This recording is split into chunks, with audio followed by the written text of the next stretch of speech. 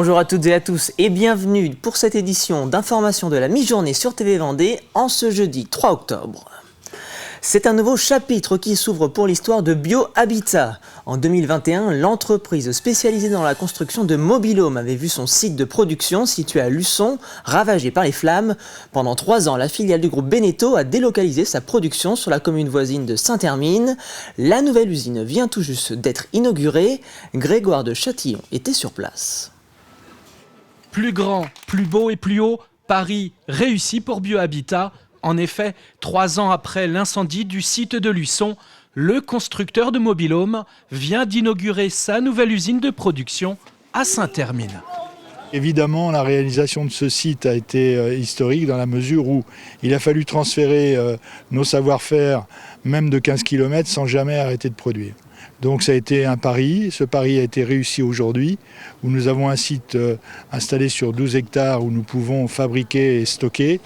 3 ans après un sinistre qui a détruit notre principal outil de production, puisqu'il représentait 25% de notre production globale. 15 mobil-homes par jour sont désormais produits ici.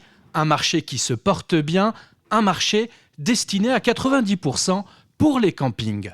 La raison de ma venue, d'abord la curiosité, la façon dont les produits sont montés, la technologie et le produit fini aussi. Je trouve que c'est un beau produit.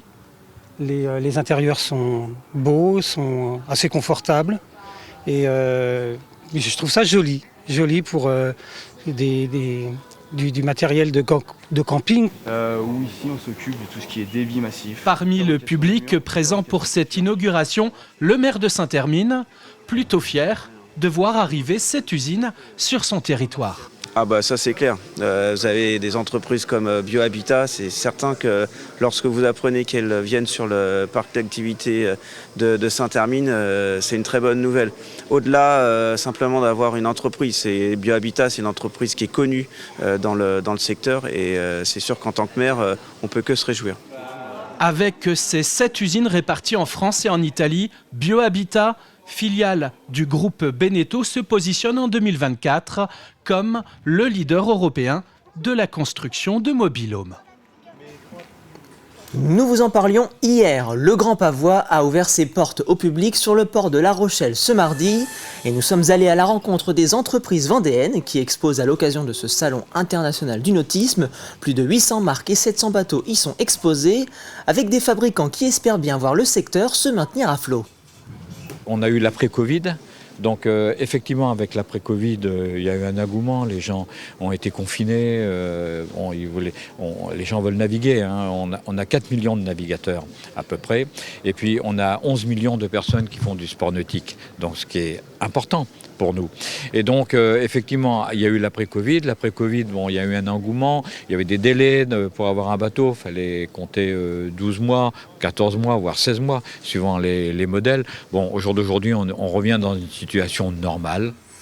Et nous reviendrons plus largement sur cet événement dans notre édition de 18h.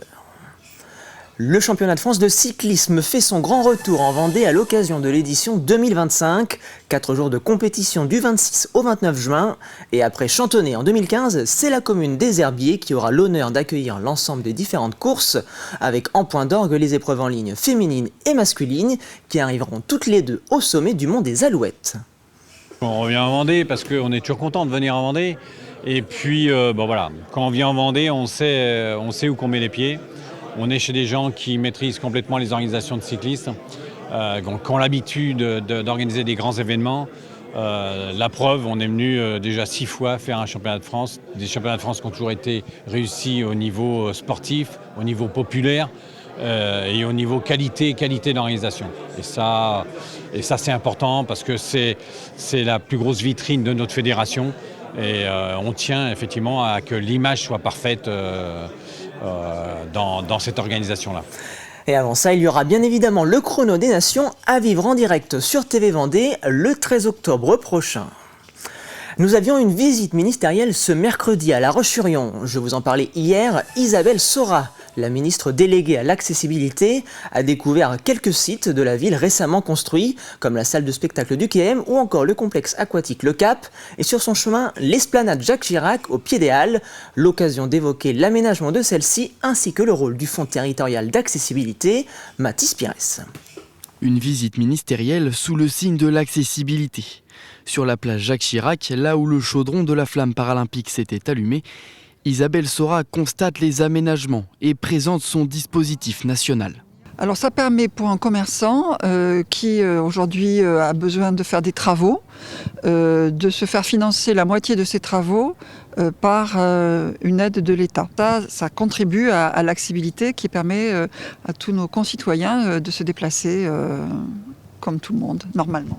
Appelé le Fonds territorial de l'accessibilité, il permet aux entreprises de se mettre aux normes PMR. C'est 20 500 € par établissement recevant le public. Il faut penser que ces 20 500 €, c'est sur un total de 41 000 puisque l'État prend en charge 50% de la dépense. Face à elle, Samuel, malvoyant, il témoigne des difficultés rencontrées au quotidien en se promenant dans la rue. J'ai demandé que des modifications soient apportées parce qu'on a les bars sur notre gauche, on a une partie de leur terrasse qui est posée sur la place. Ouais. Et en fait, on a les terrasses qui sont un peu en limite d'escalier, ce qui faisait que, aussi bien pour les handicapés que pour les valides, quand vous montiez l'escalier, vous invitiez à table, vous buviez un coup avec les gens sans pouvoir traverser un petit peu. Un dispositif de service civique est aussi mis en place pour sensibiliser et accompagner les propriétaires sur les aménagements possibles. On reste à La Roche-sur-Yon qui accueille ce week-end la suite des festivités pour les 220 ans de sa fondation après la reconstitution d'un camp napoléonien en mai dernier. Place notamment à un marathon cinématographique de 7 heures qui vous attend au Concorde avec le film Napoléon vu par Abel Gance ou encore une simultanée impériale d'échecs qui opposera 100 amateurs à 4 grands champions.